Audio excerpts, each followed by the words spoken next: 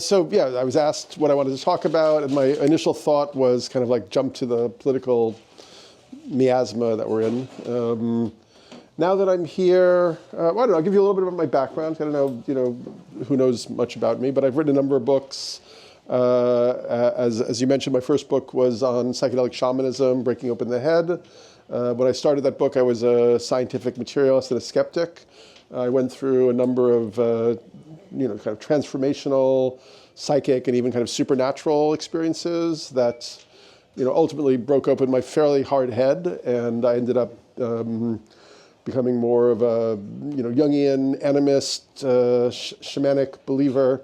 And ultimately I became, I guess, when I think about my sort of ontology at the moment, I'm an analytic idealist, which is basically the idea that consciousness is the foundational reality rather than anything material or physical, and everything kind of arises out of that ground of consciousness itself. I wrote a second book that was about prophecies, 2012, The Return of Quetzalcoatl. I was looking at the Hopi prophecies, I was looking at the Mayan, Aztec prophecies, then I was looking at those in relationship to kind of the Judeo-Christian ideas of the apocalypse, a word that really means revealing or uncovering or unveiling, a time when all the hidden things become known. And I think in many ways this feels like we're in a kind of apocalyptic threshold right now.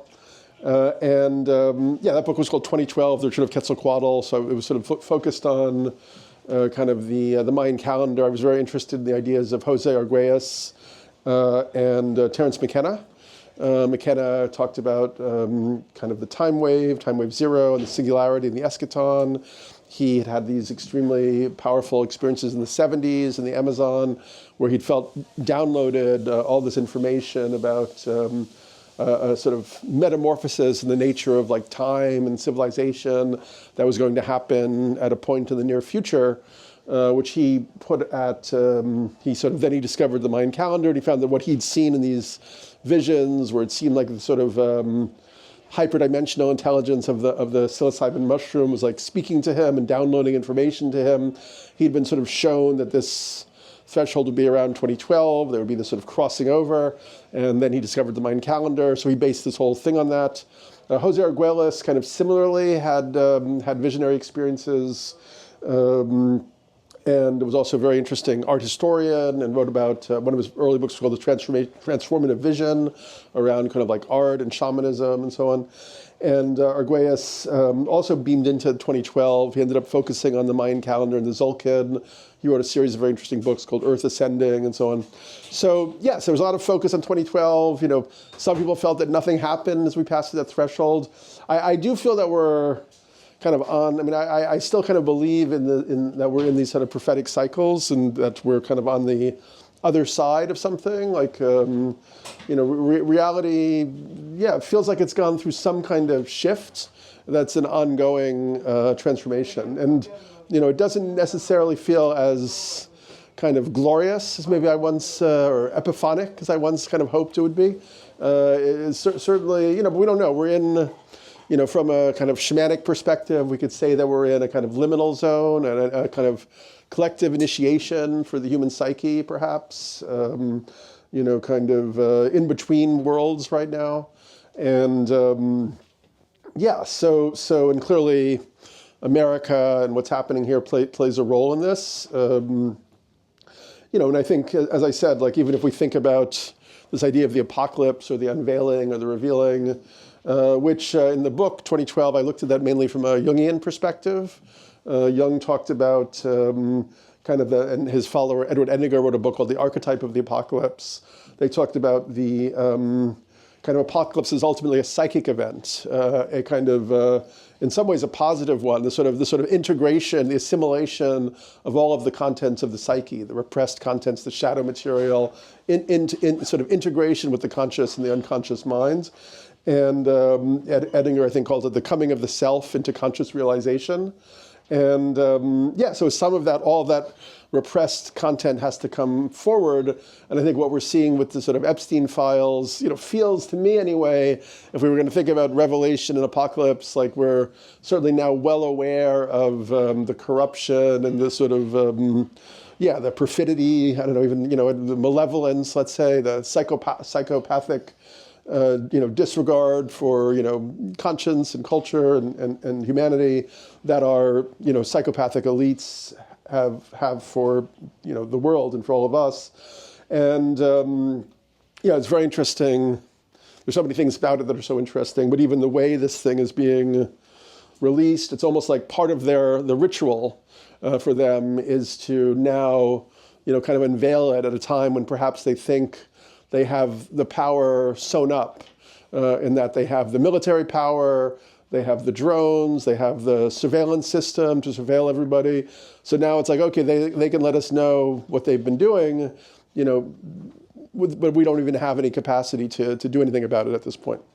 So we're in a, interesting threshold for humanity. I mean, I could talk about many different aspects. Maybe the best way to do that is some Q&A also.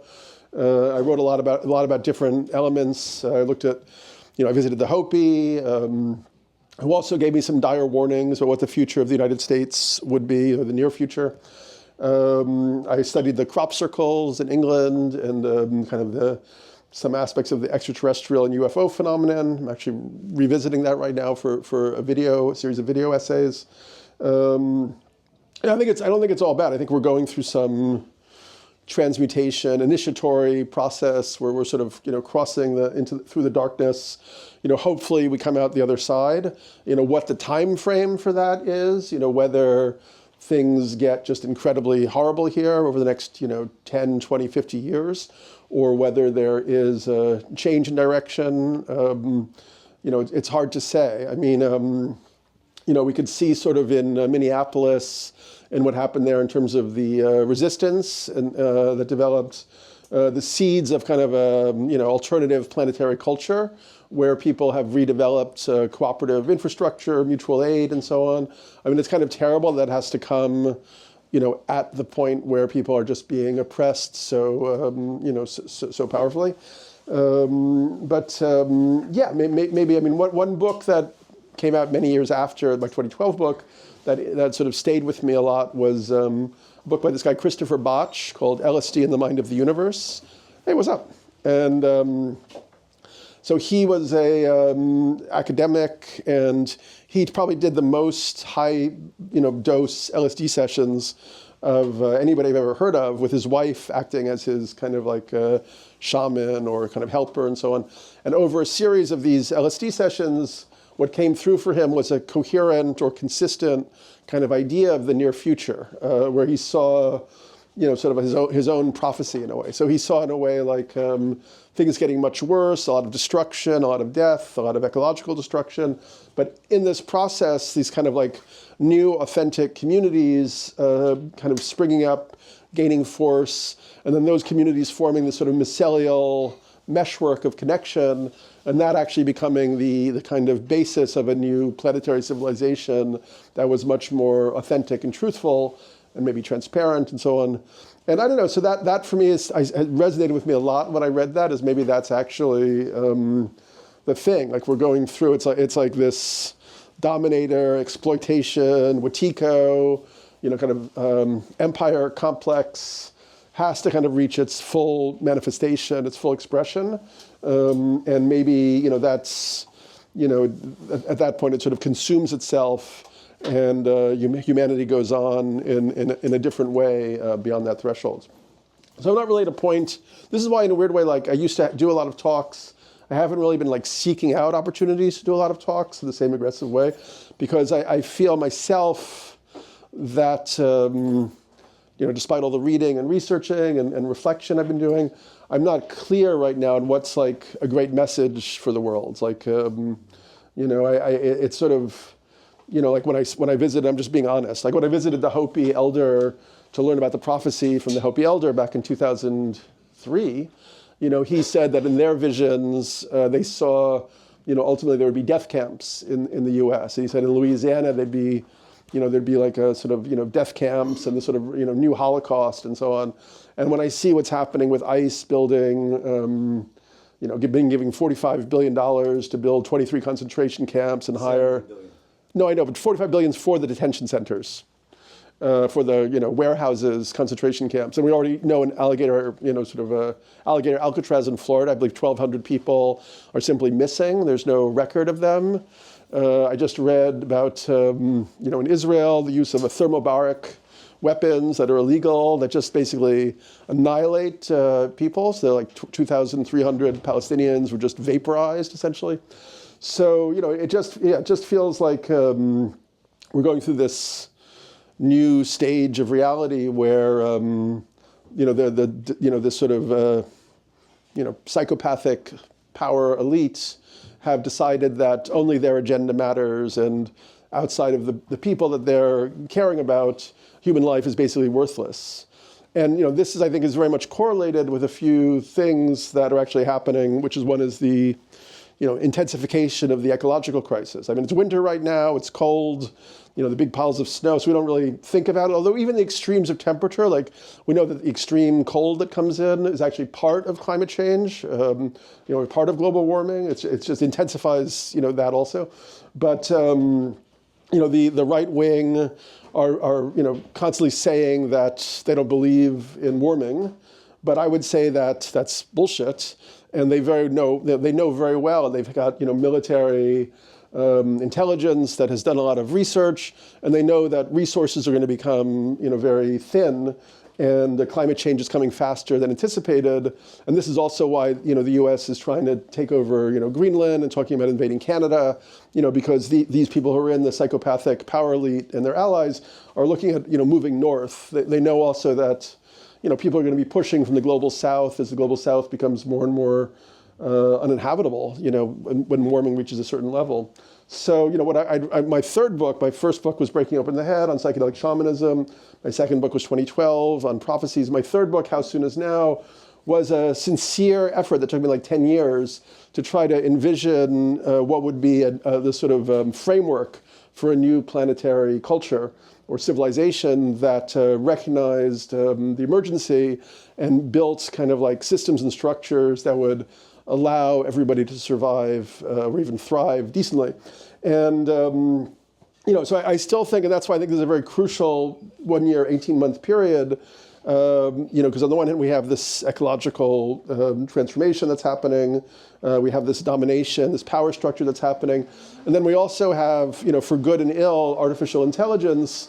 I just published a piece yesterday in my newsletter, which is on Substack, danielpinchbeck.substack.com, looking at a range of AI experts, and including people like Sam Harris, who's usually very middle of the road, who's reviewing ideas from Mustafa Suleyman, who's the CEO of Microsoft AI, and I think was one of the founders of DeepMind at Google. And they're basically saying that within a year to 18 months, every form of white-collar work is going to be annihilated. All of that stuff is going to be handled by AI, and all of those professions are going to be dissolved, basically.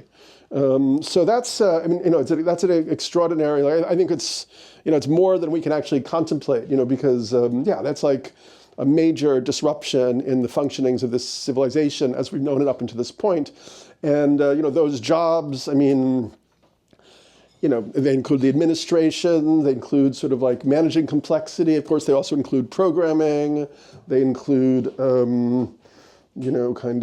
customer service. All knowledge work is basically going to be assimilated by the artificial intelligence systems.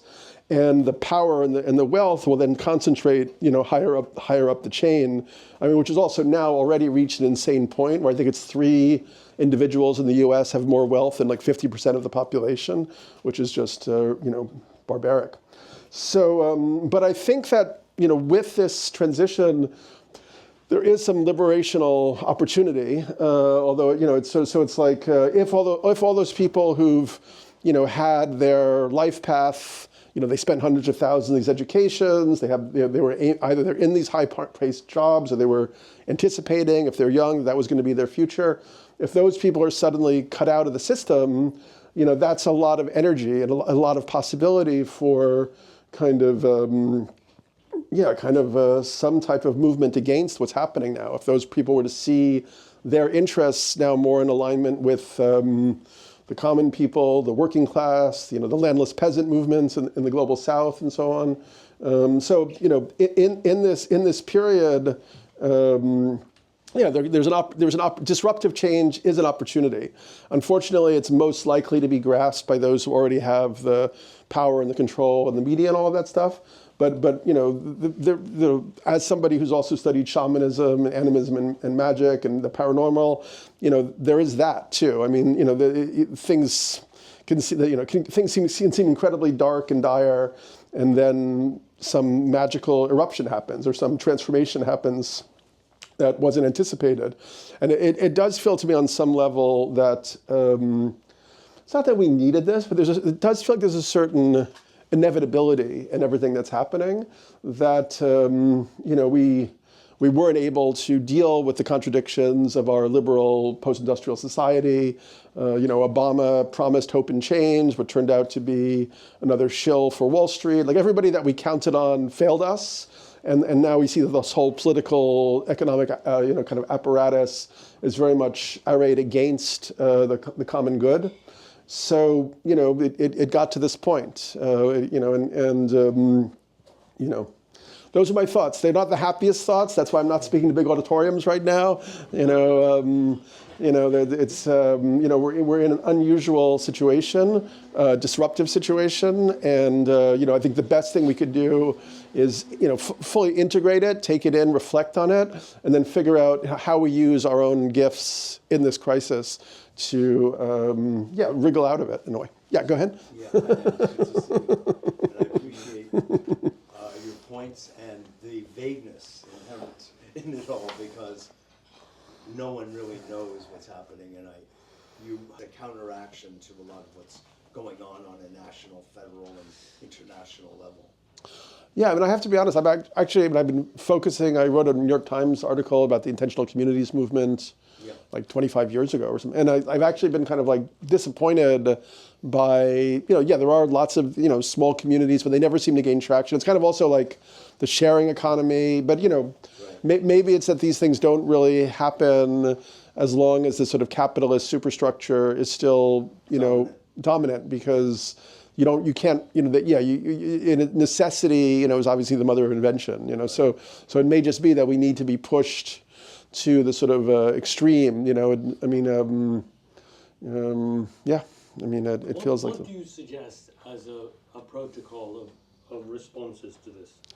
Yeah, I mean, obviously, it would be really nice if the Democrats could retake Congress in 2000, and it's clearly they're going to try every double trick, dirty trick in the book to, but it's not clear that. I was just watching like James Raskin is one of the good Congress people. It's not clear that even with all the dirty tricks they're going to use, that they can subvert this election. So everybody who has connections, and obviously New York will, not be a problem, but other places where, if you have family or connections to other places, I mean, I'm almost like tempted to move to a swing state, to be honest, like, because it's like if we lose this election, then this thing is going to be so powerful, or if however they subvert this election, if they end up in full control after this election, I think we will see things like concentration camps and death camps and so on. I mean, a lot of these people really want to do this. I mean, there's millions and millions of people who, and we can talk about, a whole nother element I think is gender, like how so much of the Trumpian thing and the incel culture and the right-wing culture had to do with women actually gaining power in society. 70% of college graduates in the U.S. now are women, and men have been kind of like sinking and like living in their parents' basements and reading on 4chan all the time and getting more and more miserable, and then gaining guns and then like joining militia and so on. So the solutions. Well, one solution would be, building networks and infrastructures for transformation, which I tried to do years ago with my company Evolver and our nonprofit. AI could, I think, allow us to rebuild a lot of the tools in a way that was, worked better for people. you know, like where you actually control your own digital data but you know, and then so that's one area that interests me. I mean, everybody has an area that interests them. I mean, some people it's like building mutual aid, some people it's like art or community theater, you know. I think raising awareness is really important. Whatever obstructions can be put in the way of the system. But yeah, I mean, I wish I had greater answers. What's that? They're going to be ruling the means of communication, which means, you know, AI and all of that, and we have to think ahead of time about how to get around that.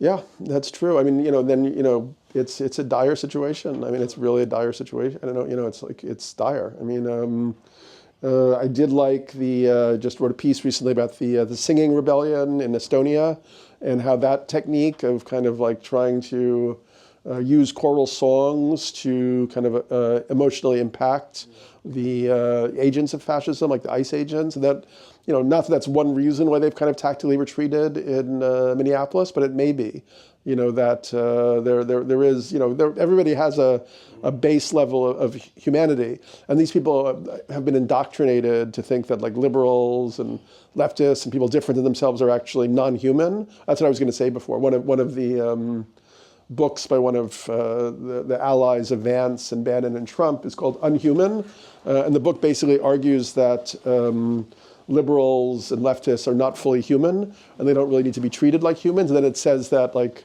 what we need here is something like Pinochet or Franco, who tortured and imprisoned and killed, many of their people.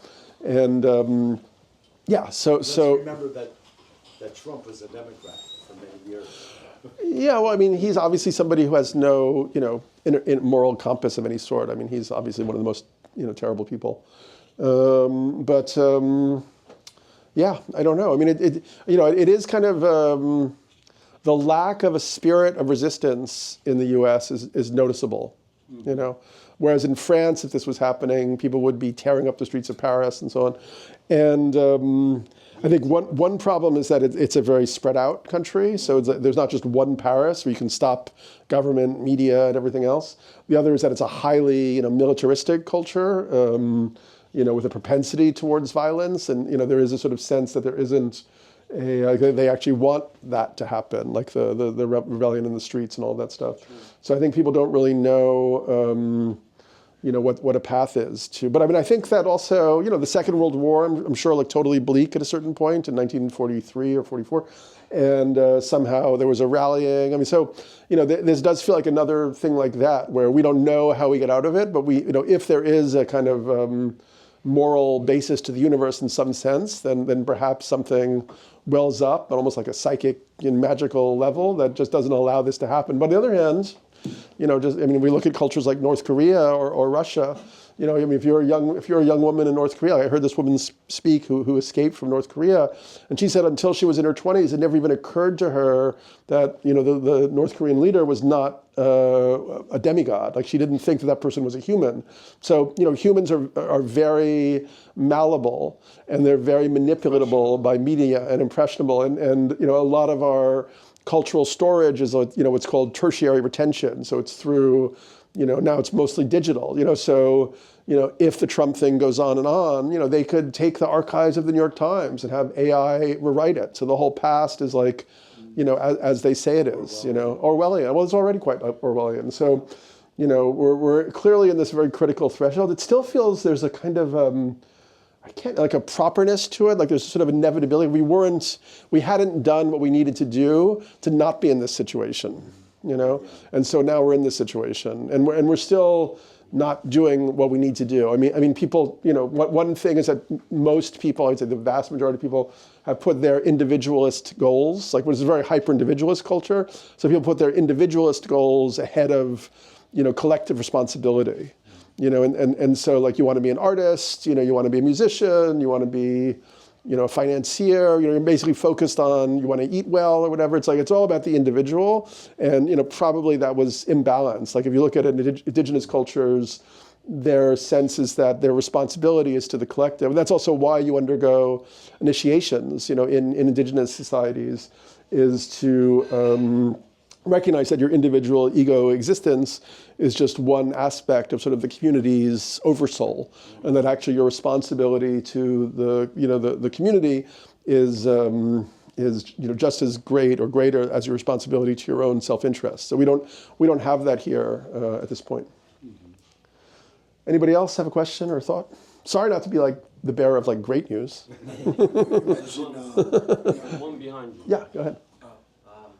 I didn't want to co-opt too much, but I stumbled across a Ram Dass quote the other day that was really quite good, which is that despair is a prerequisite for changing one's mind. And I think that a lot of people are despairing because they don't know exactly what the path forward is, but I think that is kind of happening in this crux point, like you're saying, that there are things that we hadn't really functionally done as a society that we're now being forced to have to be confronted with, and that part of that is in tribal societies, that there is a necessary function within tribal societies. For each individual, you find your purpose within the tribe, and I think that when we had been talking about prior to this timeline that tribalism was going to come back as a negative, that there would be... Well, I mean, tribalism has come back as a negative. But I think that it has also come back as a positive in ways where people are building their own understanding of what tribalism means in a modern context, surrounded by technology. One of the things, if I may, as a solution in terms of protest and functional protest, is that we can use technology, but in a way that it's not meant to be used, in a way that's more analog. Like, not bringing your smartphone to a protest is a really good idea, but bringing an outdated smartphone to a protest and having people record testimonials of what brought them there to physically protest is actually important. It's like a wedding video of what brought everybody there. It's the stories and narratives that compel other people to go and physically embody protest. But physical embodiment protest has become less effective. The Occupy Wall Street movement worked really well in terms of nonviolent protest, and that's a necessity. But there's also ways of changing it, and I can elaborate later, but I don't want to go off. Anybody else? Well, I think in practical terms. Yeah. I do too, believe it or not. Yeah. Well, but then we have to figure out solutions. Yeah. This is something I've seen before as a journalist. We've discussed this several times, which is that it's a series of actions that are taken by populist autocrats that follow the Moscow script. Yeah. And I've been writing about it since 2008, since I watched the invasion of Tbilisi by Putin. And each of these things are things that we've seen before in all these other countries. And it seems to me that our first responsibility is to make everybody aware of that, because then we can use that experience as a way of dealing with this one. So that's I think people have become much more aware of that. Much more, yeah. I mean, I think people didn't, because a lot of those cultures were, maybe their economic system wasn't as complex as this one, and it didn't have as much wealth in it. So it seemed like this, with such a strong middle class in this country, it didn't feel like this thing was really going to be possible to do this way.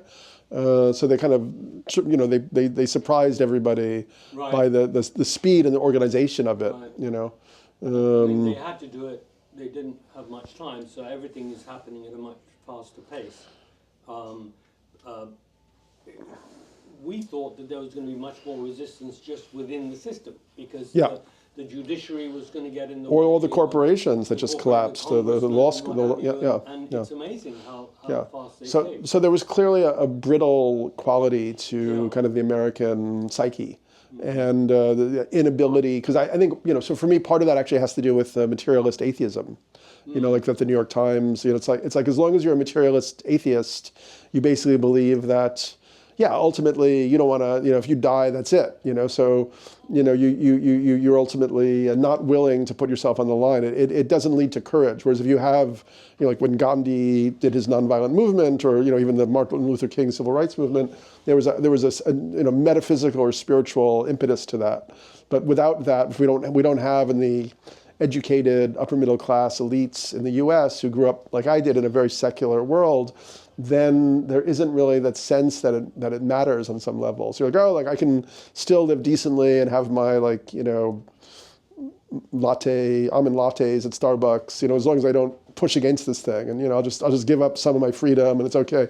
But these guys are not, the stupidity of that is these guys they don't want to just take a little of it, they want it all. No. So all these people who've been making these kind of conciliant kind of efforts to kind of like give up something for this, it's not like that's, that's, I mean, now what they want to do with women and the family, if you read the New Heritage Report, is just pretty amazing. They basically want to put women back into like the late 19th century, like no birth control, no abortion, no default divorce, so women will be like trapped at an early age as like baby making machines and domestic slaves again.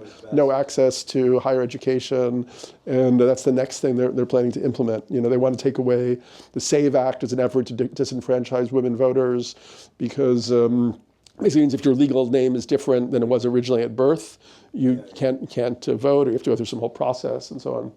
So this is like Peter Thiel said, like, not only do I hate democracy, but we have to take away women's right to vote. So they're following that.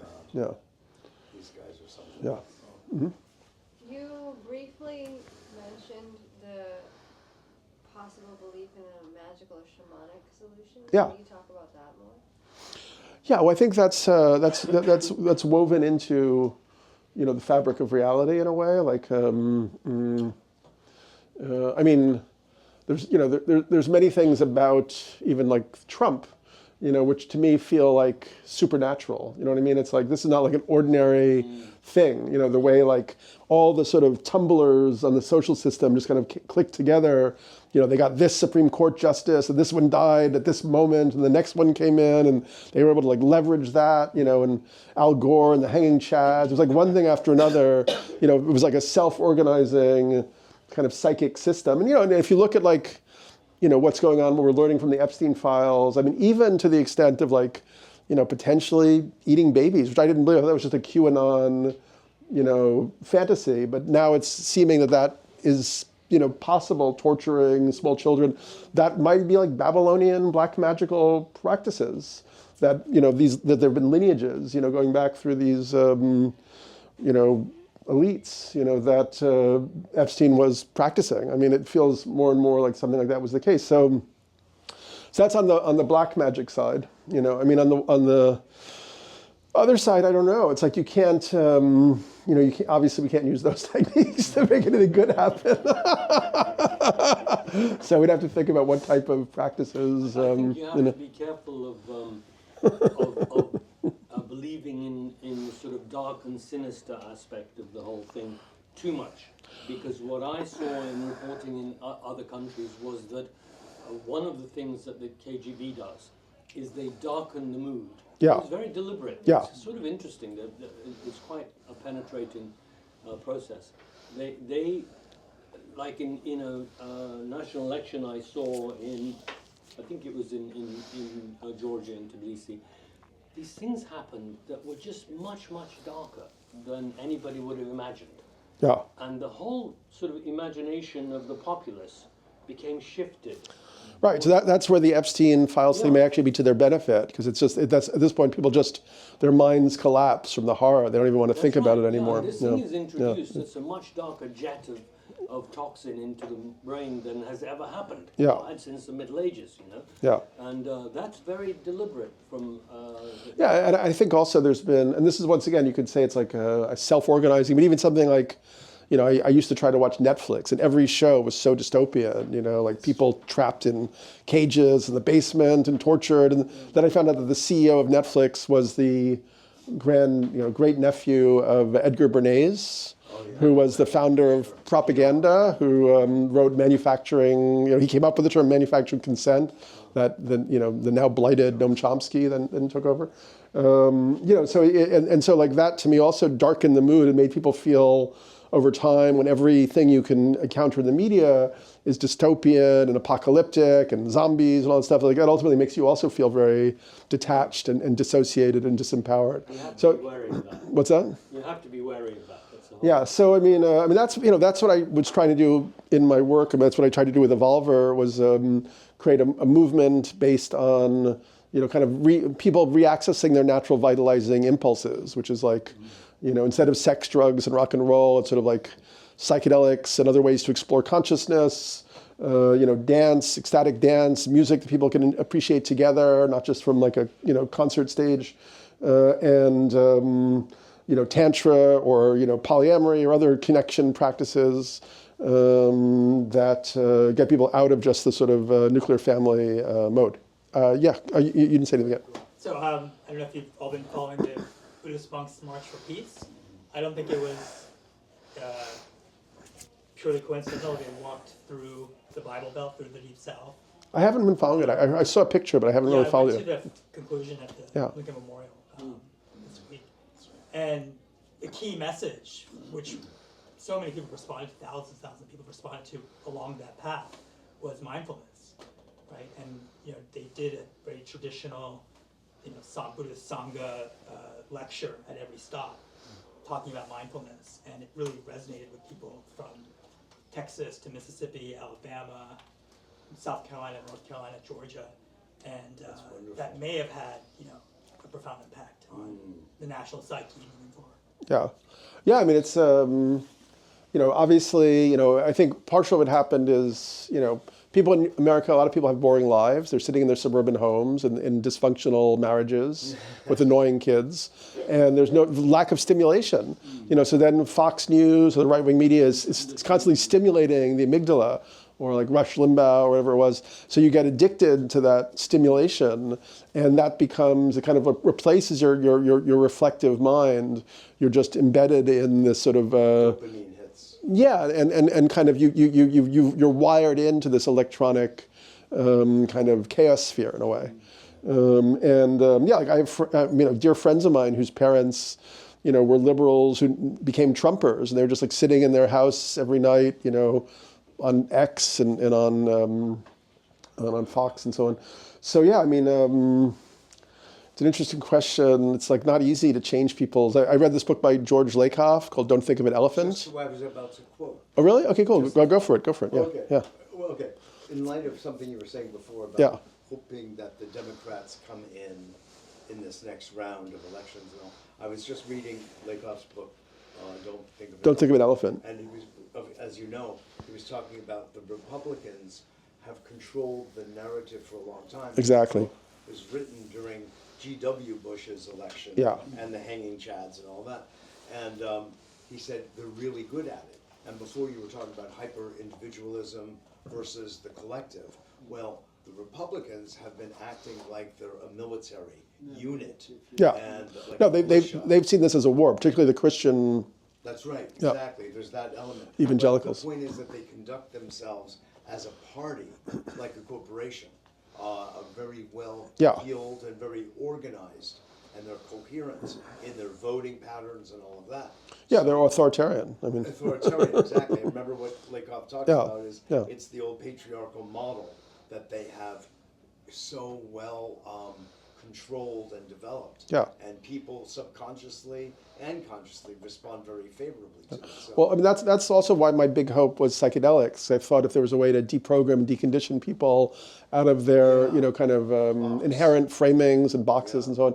But now we're seeing over time that the, you know, to a certain extent, the right wing is trying to sort of co-opt the psychedelic experience. Like now, kind of Musk friends, libertarians have taken over the big psychedelic companies and so on. And so now I don't have as much hope in that as you know. So it's, yeah, it really comes down to, I mean, like we saw what Mamdani did in New York. You need to, but you know, people like that are rare generational political talents in terms of their charisma and their communication ability, but they're able to galvanize, you know, tens of thousands of volunteers, because that's really what it's probably going to take in all of these regions of the country is people actually going out and just sitting with other people and, convincing them, in some way. I don't Well, know. there's another piece. That was the political side. Yeah. If the Democrats could pull their act together, according to what George Lakoff has to say about controlling the narrative, that could give us a leg up in that regard. Yeah, well, I mean, the problem is that the establishment Democrats are so bankrupt, and it's like, I mean,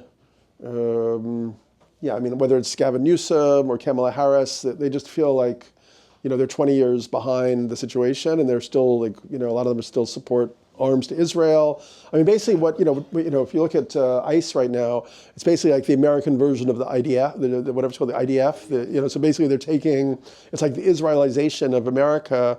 But it's different, obviously, because here it's like a 44% non-white population and 54% Democrats and so on. So they're actually like going against the majority. But their idea is to use all of those tactics and all those surveillance tools. That's what they're already doing it, actually. Yeah, it's a crazy situation. The other thing, so that was the political side. The other one, relative to your friend's request for solutions. Yeah. On an economic level, if you hit them where it counts, of course, is in the pocketbook. And, well, as an example, Macron just arranged for all of Microsoft services, and same with Google, to be withdrawn from the French government. Germany's about to follow, Denmark's about to follow. So the EU as a whole is going to result in billions and billions of dollars lost to the tech bros. And, so along that same model, to the extent that we're able to disengage and form our own communities, whether it's a very successful intentional community or not, at least we've disengaged from the machine. Yeah, I'm not a big disengager, because I don't really think that's going to be the way to do it, because they'll just come and stomp on you in your little community. I think it's actually more interesting to build people power in cities like New York and so on. I mean, disengagement is a hard thing. I don't want to make it sound easy, and it's not something I would If they like control to do. the digital bonding Even if process, boycotting. then how do you not be disengaged? Because they'll monitor you, they'll prevent you from getting together, they'll create counter events and so on. So essentially, one of the things you have to think about is creating a form of engagement or a form of communication that's an alternative. Yeah.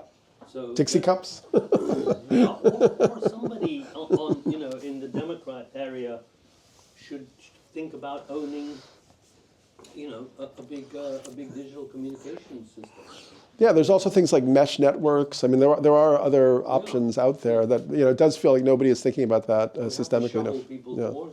What is mesh network? It's just like peer-to-peer communication systems where it's sort of like an internet on a peer-to-peer level. You don't actually need to go through like Amazon fiber and servers and stuff like that. Line of sight. They have it in New York. You Google it in New York. They'll set it up on your building. Really? I mean, once again, necessity is the mother of invention. So as things get worse, people will be discovering, as they did in Minneapolis. But it does feel like these guys, these authoritarians, are extremely strategic and thinking like 10 steps ahead. And meanwhile, the people on the other side are kind of just like reactive. And that's not effective. I mean, go ahead. I just want to make kind of a comment because you keep saying, I keep hearing people saying, let's make the Democrats do something. It may surprise you to look at me and my appearance, but I actually used to be a journalist, and my focus was on the drug war and on child services and on the harm that those systems caused to our most vulnerable populations. And some of the worst laws were enacted by the Democrats. Totally. The Democrats are not a solution. I actually see what's happening right now.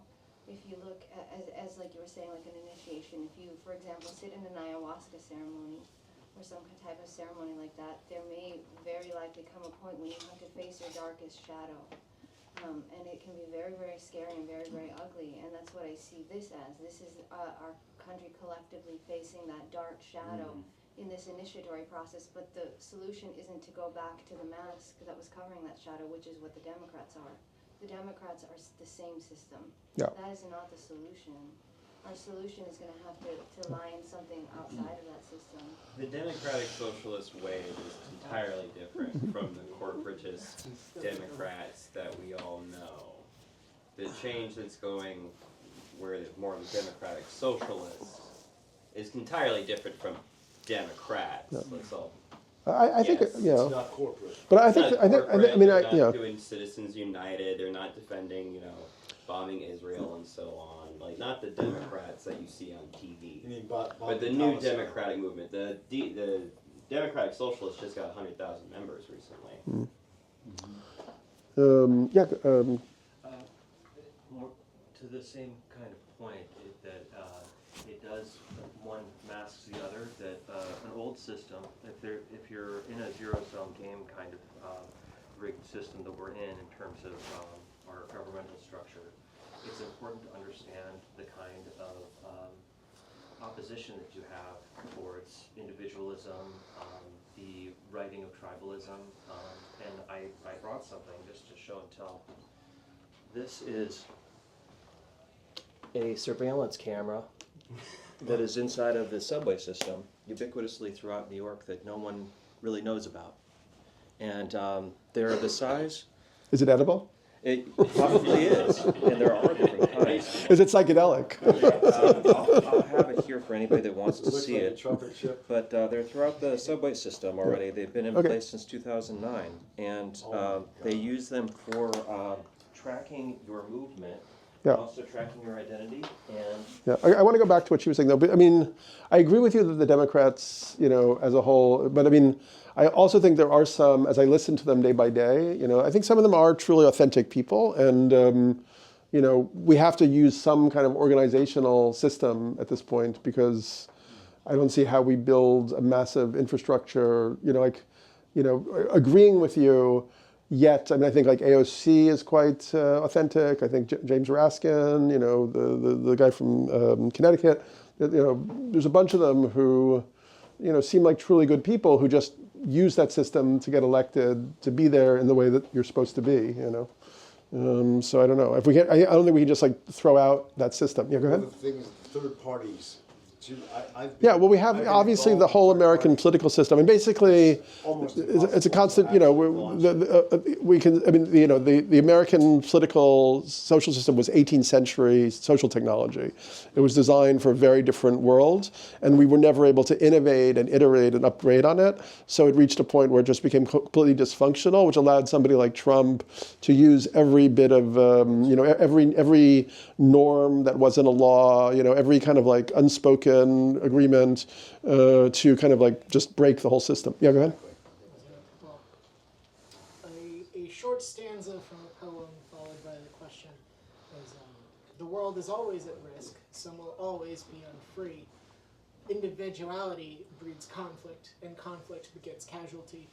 And I guess the question is, in my book at least, authoritarians have been trying to take over the world since, well, forever. And my question is, how is this different? What is different that makes this different than the struggle against authoritarianism that just humanity faces in general? And then I guess the question then that comes from that is, you have the hypothetical individual who's trying, is trying to do what they can to affect change. How would you have them live their lives any differently? I can't ever be prescriptive about how anybody should live their lives. That's just an individual thing. What's different about this situation is the technological power and the capacity, as he brought out the tiny camera, but the level of surveillance and also the level of the capacity they have for these systems to even manipulate, what people believe and think. On a very micromanaged level, that didn't exist before. Didn't it though? No, not like this. Not like this. I mean, I've seen people. I mean, you can see people. My friends who were on, Facebook during the pandemic. You can see how they're getting when you start to like deviate into some like information stream. Then suddenly you're getting reinforced with a set of ideas. Then suddenly you're like, supporting Trump and RFK and stuff like that. It's like. It's a pipeline that they've set up that's very effective for a lot of people. The potential for No, but it is true. To counter that, I mean, in the 50s, for instance, the media was quite conservative. There wasn't even like a Village Voice, so there was a time when the media, like, in the late 50s, sociologists said that young generation was going to be, the most docile and complacent generation ever. They completely imbibed all the corporate messages and so on. And then, the 60s happened and the counterculture happened.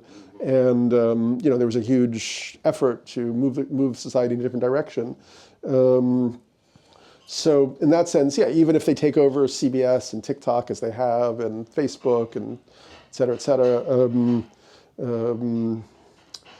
so, there still could be a alternative culture that's transmitted, in different ways, person to person, and group to group and so on, but yeah, I don't know. I mean, it's a severe situation. I'm also very concerned about the cognitive capacity of young people after the onslaught of social technologies, so like a friend of mine wrote a book about cognitive capitalism, and he noted that like the hippocampus is what allows for us to navigate spatially and to have spatial memory, which is also a big part of memory in general. And it develops apparently in young people from the age of like 8 to 16 or something. So, as a kid, you're meant to get lost in the forest with your friends and you have to like find your way home. Like, oh, is it that rock? Is it that tree? You exercise that part of the brain and you develop your spatial memory and your memory in general, because memory is quite spatial, like the memory palaces where people would like put stuff all over the palace. You could remember a whole language or something. So if you have a smartphone from the age of like 9 or 10, it's possible that you're really never developing your hippocampus. And I'm finding with people in their 20s, they really do not have navigation ability. Like if I have a friend, it's like if I take her to a intersection and like that she's been to 100 times and say, how do I get back to my house? She'll have like no idea, and it's like kind of wild, so, and it's not sure. So basically what we're doing is we're outsourcing aspects of our innate cognitive capacity to the digital infrastructure, which they can then monetize and sell back to us in however they want. Or even handwriting. They're not teaching handwriting. Handwriting, so then with AI, although I think there's a potential with AI because it's so disruptive and we could rebuild the kind of tools that have been designed to kind of manipulate us in more holistic and helpful ways. But AI also means that people are outsourcing even their ability to reason. So instead of actually being able to think through a problem for yourself, just like chat, let me know what's up. So yeah, so that's a big concern.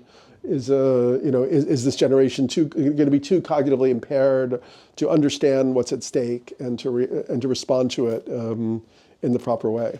The one thing we always say whenever we talk is a warning that I like to give people because of the experiences I've had abroad, right, covering this stuff, is that division, divisiveness, is part of their playbook. Of course. And so it always is disquieting for me to hear people talk about, the left or the right or whatever. This is a phenomenon that's completely different from the left or the right. Yeah. This is a whole other phenomenon Totally. that is being projected onto all these different countries and societies. So what we have to do is really invite people who we think are from the opposite thing and be suspicious of anybody who keeps talking about, oh, the left is this or the right is this. We've got to make a thing in the middle of lots of like-minded people and concede some things to the other side and so on. Otherwise, they will divide and they will win. Yeah. Yeah, that's a good point. Yeah. You study magic, shamanism. Yeah. What role do you think magic plays in this whole transformation? Because I know we've seen a lot of the hexing on one side and the magic wars happening. Where there's, recently I read about someone who did a weather magic against ice in Minnesota. So what's your opinion on this? Yeah, I'm not really like somebody who casts spells or whatever like that, but I mean, I feel that like, as somebody who believes that consciousness is the foundational reality, I also really agree with like Rupert Sheldrake's ideas around morphogenetic fields and morphic resonance, and that like indigenous cultures which have certain, magical or shamanic techniques may have developed that through, morphic resonance over like many generations, where they are kind of weaving a sort of reciprocal linkages with their natural environment, with myth, with language, that actually allows them to do things like physically or psychophysically that we can't do in our environment. And I've seen examples of that in these different cultures. So that's how I look at the world. So we also, in our modern Western culture, have morphogenetic fields that can be influenced and are also influenced by, for instance, the Buddhists, the mindful Buddhists, and how that culture intersects with ours or starts to penetrate with ours, or the shamanic animist cultures, how those inflect our culture. So, I don't know. I mean, I think it's all magic. So I feel like whatever, on some level, on the ultimate level, I'm sort of like, I have like a more like Dzogchen tantric perspective that, samsara is nirvana, and we're exactly where we need to be at this exact moment, and it's all perfect. Even when I guess that gives me the freedom to go into maybe a deeper level of the dark stuff than a lot of people can, because I can always come back to that kind of real recognition. So yeah, I don't have a firm answer for you. I would say it's all magic. It's magic that we're here. I don't know how I got into this body and all that stuff, and whatever happens next will also be magic, and hopefully it'll be good magic rather than bad magic. Yeah. So maybe we'll stop there unless anybody else has a burning other thing. Yeah. I wanted to know, are we all in a simulation? Simulation? Yeah, Yeah, I don't love that terminology because I feel it's so technological. But what's that? Yeah, there you go. it's like a simulation. Yeah, it feels like we're having a collective dream. As the Tibetan Buddhist perspective is that there's really no difference between dream and what we experience as waking reality, except that we don't recognize that. The game of life. Yeah, there you go. How do you stop a nightmare from being a nightmare? Yeah, it's interesting. I mean, I can't say that my life is a nightmare except when I think about all this terrible stuff. I actually like my life a lot these days. And I think a lot of people are having that experience, which also is very weird. Like, we're like, okay, like we actually sort of got it together. Like, our relationships are pretty good. We're like, know what we're interested in and all that stuff. So I don't know. I think it's about, somehow finding some kind of, finding that equanimity, like even when things get bizarre or berserk or whatever, I like when things get bizarre. What's that? I like when things get bizarre. You look like you would like when things get bizarre. So are we in a big giant computer game program? I mean, yeah, that's kind of like what, like, if you smoke DMT or whatever, it kind of suggests that there's like, yeah, it suggests that there might be kind of other dimensional levels of, kind of super genius that have kind of worked this whole thing out like some gigantic clockwork mechanism. But, what do I know? Might all just be happening. Okay, yeah, thanks, guys. Good chat.